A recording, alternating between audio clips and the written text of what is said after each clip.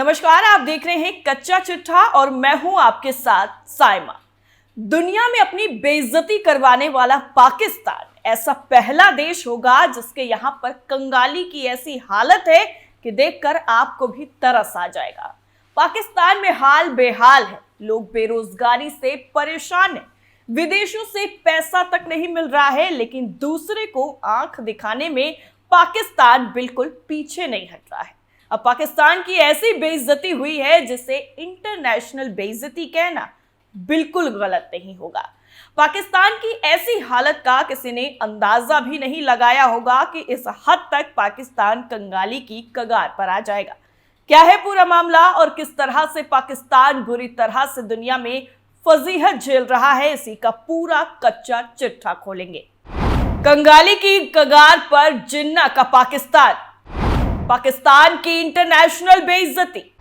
78 trillion हुआ पाकिस्तान का कर्ज, पासपोर्ट बनाने तक के लिए नहीं है पेपर। दरअसल पाकिस्तान की इस वक्त ऐसी हालत हो गई है कि वहां रहने वाले लोगों को भी शर्म आ रही होगी कि आखिर हम किस देश में हैं। अब पाकिस्तान को लेकर ऐसी धमाकेदार खबर सामने आई है जो पाकिस्तान की बदहाली को बयां कर रही है। दरअसल पाकिस्तान की अर्थव्यवस्था आज के वक्त में पूरी तरह बर्बाद हो चुकी है, तहस नहस हो चुकी है। पाकिस्तान ने दोस्तों से कर्ज लेकर अपने विदेशी मुद्रा भंडार को भले ही बढ़ा लिया हो, लेकिन उसके कर्जे रुकने का नाम नहीं ले रहे। पाकिस्तान का कुल कर्ज और देनदारियां पिछले साल 26% की अस्थिर दर के साथ बढ़ी हैं। ये अब 78 ट्रिलियन रुपए के नए रिकॉर्ड स्तर पर पहुंच गया है, जो शर्म की बात है पाकिस्तान के लिए। ये कर्ज इतना ज्यादा है कि अगर इसे रीस्ट्रक्चर नहीं किया गया तो लंबे वक्त तक मैनेज नहीं किया जा सकता। स्टेट बैंक ऑफ पाकिस्तान यानी SBP ने बताया कि पिछले साल की तुलना में सितंबर के आखिर तक देश का कर्ज और देनदारियां 16 ट्रिलियन रुपए बढ़ी हैं। कर्ज के बढ़ने के कई कारण भी हैं, जिनमें टारगेट से कम का टैक्स कलेक्शन, तेजी से गिरती पाकिस्तानी रुपए की कीमत, उच्च ब्याज दरें, बढ़ा हुआ कर्ज और सरकारी कंपनियों का घाटा या फिर उनका कुप्रबंधन शामिल है। पाकिस्तानी न्यूज आउटलेट ट्रिब्यून की रिपोर्ट के मुताबिक पिछले साल सितंबर से औसतन हर रोज 44 अरब रुपए खर्च हो रहे हैं।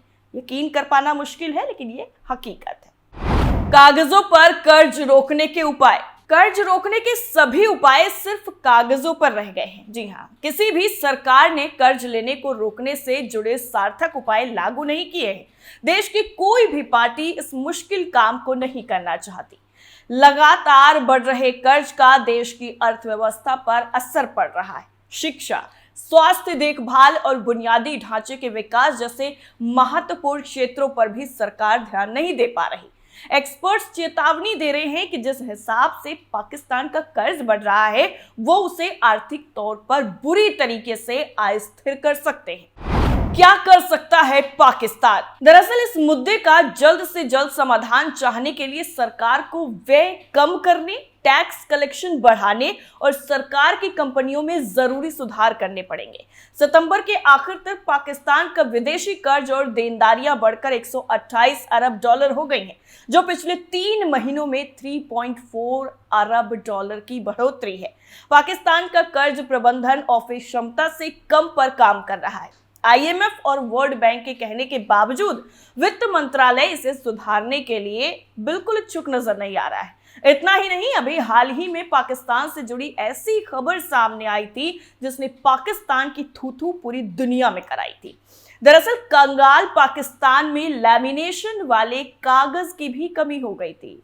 इस बात पर यकीन करने में बहुत ही ज्यादा आपको वक्त लगेगा, लेकिन यकीन कर लीजिए पाकिस्तान की यही हालत है, जिससे पाकिस्तानियों को विदेश जाना मुश्किल हो गया है।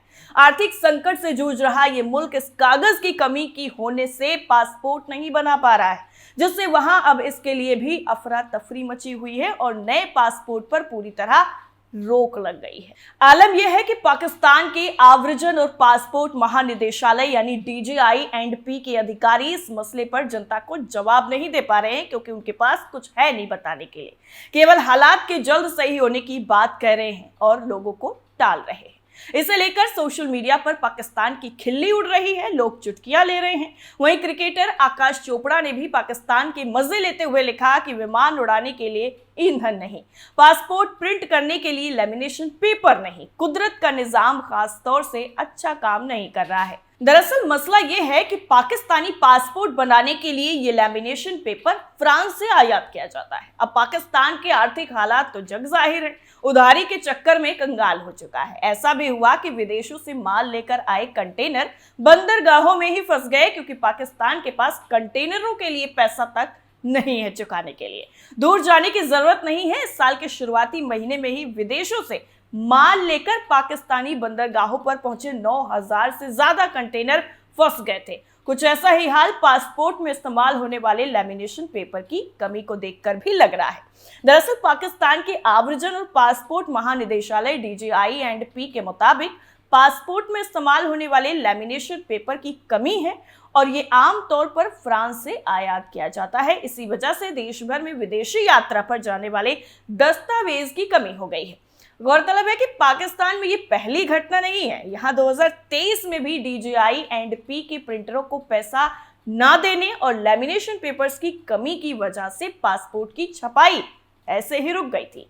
द एक्सप्रेस ट्रिब्यून के मुताबिक DGI&P के पेरेंट मंत्रालय यानी आंतरिक मंत्रालय के मीडिया महानिदेशक कादिर यार तिवाना बताते हैं कि सरकार संकट से निपटने की पूरी कोशिश कर रही है। उन्होंने कहा कि हालात जल्द ही काबू में होंगे और पासपोर्ट जारी करना सामान्य रूप से जारी हो जाएगा। विभाग ने पहले ही बैकलॉग यानी पहले से पासपोर्ट बनाने के लिए आए आवेदन में लगातार कमी देखी है।